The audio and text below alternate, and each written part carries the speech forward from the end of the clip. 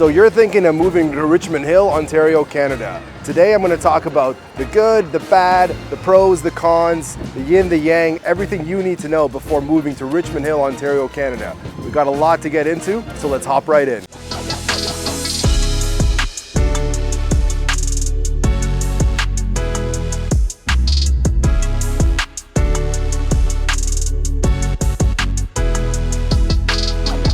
So Richmond Hill is a city that's north of Toronto, about 35 to 45 minutes away by car, depending on where in Richmond Hill you're starting from. And the outline of the city is Highway 7 is the boundary in the south, Bathurst is the boundary in the west, Bloomington is the boundary in the north, and Highway 404 is the boundary in the east, which makes a perfect rectangular shape. And then the city's cut down the middle by Yonge Street, which is a major arterial street here in Toronto. It used to be known as the largest street in the world before that got kind of replaced. All kind of commerce, all developments, residential and commercial, it all starts from Yonge Street and kind of spills out from there. Richmond Hill is really near and dear to my heart.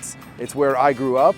My family moved here when I was 16, and I've really seen the city change. Back when I moved here, it used to be the village of Richmond Hill, and it wasn't uncommon to see cows grazing and sheep in their pastures. But now that's all a distant memory. Now it's the city of Richmond Hill. There's a population of over 200,000 people, and the city's really filled out significantly since then. I've never seen them be so aggressive towards each other. Who slept with whose wife? I'll just start. Almost the entire city is developed nowadays. So if you want a new home, if that's what you're looking for, you really have to look at the northern part of Richmond Hill. There's still some housing developments happening in the north. Otherwise, in new development, you really have to focus on Yonge Street. There's a lot of new condominium construction happening along Yonge Street. And then in terms of development, there's also a new subway station actually coming to High Tech Road and Yonge. And that subway station will link Richmond Hill to the rest of Toronto. Generally speaking, Richmond Hill is a really affluent city, right? The median household income is over $100,000 for the typical family home. And then the makeup of the city is a lot of spaced out homes with backyards and large, nice lots, maybe a third of an acre to half an acre long. That's a lot of the reasons why people move up here, right? They want to get away from the city, they want to get a bit more space in their home and outside of their home. So they take the trek and drive a little bit further north and can enjoy life in Richmond Hill. Now that you know a little bit more about Richmond Hill, let's get into the pros and cons of what makes this city great and not so great. The first pro of living in Richmond Hill is all the many parks, trails, and green spaces that encompass this beautiful city. I've lived here for over 20 years and I haven't even seen them all. There's really that many. Also, the city of Richmond Hill has a huge budget to maintain all this green space. They have a large staff, cars, equipment, everything that's needed. People are constantly trimming the hedges, mowing the lawn, maintaining all the spaces. So when you come to enjoy these parks, chances are they're going to be in great shape. Now today we're in Richmond Green, the biggest park in Richmond Hill at over 100 acres in size.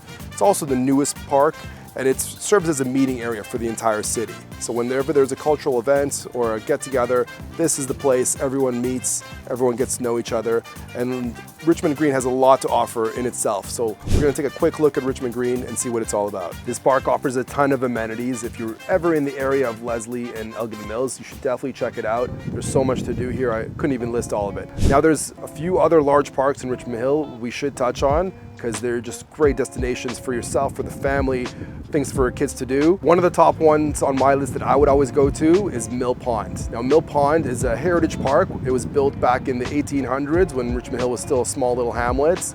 But it's been utilized this whole time ever since then, and it's been built out and expanded upon. You can go with the kids and you can see some ducks. In the winter you can go, there's some skating that happens on the pond. The last park I want to touch on is Lake Wilcox. This is a Kettle Lake just north of where we are today in the north part of Richmond Hill. And Kettle Lake is a small little lake that's naturally forming from icebergs. But this park itself got completely redesigned recently with a huge renovation. There's lots of areas for barbecues, for picnics, water sports, and a whole lot of fun can be had with the family at Lake Wilcox. So definitely a place to check out. So the second pro of living in Richmond Hill is the amazing schools that we find in this great city. We have over 5 schools in the top 10 of the province of Ontario. A few schools I'd like to point out individually are St. Teresa of Lisieux Catholic High School, which is right now ranked number 8 out of 747 schools in the entire province. The other school, which I like to point out, is Bayview Secondary School at Bayview and Major Mackenzie. This school is number 8 out of 747 schools in the entire province, which is quite the feat considering there's a lot of schools around here. Now the high school I attended is called Richmond Hill High School. It's currently ranked just 47th out of 747 schools in the entire province. But when I attended, a lot of kids went on to university and college, and it had a really high conversion rate into the upper secondary education pieces. In addition, there's a lot of private schools if public school is not the route you want to take. Pace Academy is a really highly rated private school, and there's also multiple Montessori schools throughout the entire city. And lastly, there's a Toronto Waldorf school in the south, which is a very highly rated private school that I know a lot of friends who have their kids in there, and they say it's a great school. So schools and families are what Richmond Hill is really all about. This is the bread and butter. If you want to raise your family here, you're going to find a great school for them. So now let's talk about the next pro in our list here, and that's going to be the Air Quality Index of Richmond Hill and what that kind of means to you. Air quality is a spectrum we see all over the world, different numbers. Just to kind of put some perspective on air quality, the kind of highest city in the world today is New Delhi with 181 points of AQI. And the lowest city in the world is Oslo, Norway with 0 AQI. And Richmond Hill, let me tell you where this falls on the spectrum, 21 AQI today. So it's pretty low in a global setting, and you can really see why. So many parks, so many outdoor natural features like this, they all contribute to cleaning the air, making life better for you and your family. And that's really one of the main reasons a lot of people choose to move here, choose to live here, is to enjoy the beautiful air, the pollution-free environment, and raise their kids in a beautiful place like this. So another big pro to living in Richmond Hill is all the cultural events the city has planned out for its citizens. One such event is Concerts in the Park that takes place right here in Mill Pond in the gazebo right behind me. This gazebo is converted into a soundstage with local acts and talents putting on shows for all the citizens. There's definitely some other events that take place as well, mostly in Richmond Green.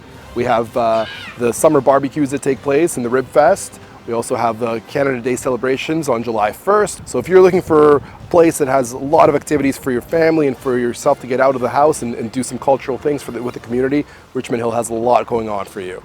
So the next pro about living in Richmond Hill is all the great food options that are accessible to residents here. Richmond Hill is a very multicultural city, just like Toronto, and we have almost every culture in the world represented here, and no place is that more evident than the food options. So if you're into good sushi, good Persian food, good Chinese food, good Taiwanese food, all of that's available to you and in multiple different varieties. And that's one of the reasons I love Richmond Hill, is just being able to eat as much different variety as possible. Rah! So let's get into the first con of living in Richmond Hill. And there's not many, but there's definitely some that I want to highlight for you guys today. And the first con of living in Richmond Hill is a high cost of living. Now the entire Toronto area has seen a lot of price growth in the last 10 years. And Richmond Hill is no exception. So the average house price for a detached house right now is $2 million. And that kind of goes up and down depending on the size of house you want, the size of land you want, but $2 million is really good kind of middle ground price that you should expect if you want a detached house. Now kind of a step down from there would be a townhouse or a semi-detached house, and that would range anywhere from $1 million to $1,500,000. And if you want to kind of take the next step down, go below the $1 million mark, you're going to be hard pressed to find an actual townhouse or a house. We'd most likely be looking at a condominium. Right, a condominium could range anywhere in price from around $500,000 to around $900,000 on the larger end of the spectrum. But that's general pricing in the Richmond Hill area as of right now. And for rent, a house would rent for around $4,000 to $5,000 to $6,000 to a really high-end house.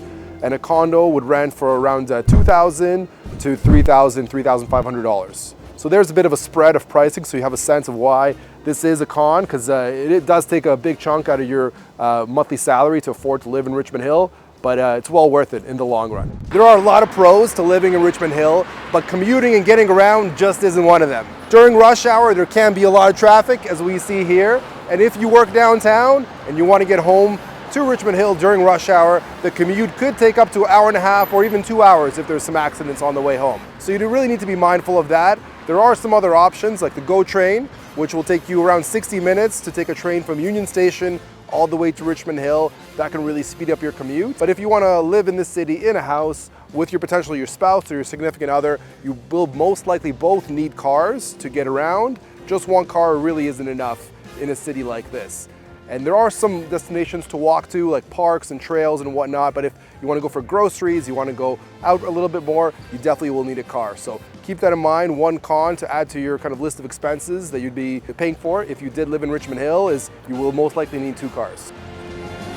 No, I've never seen it so intense. Usually it's like a couple seconds it breaks off, you know? Don't fight me. I'm looking at you.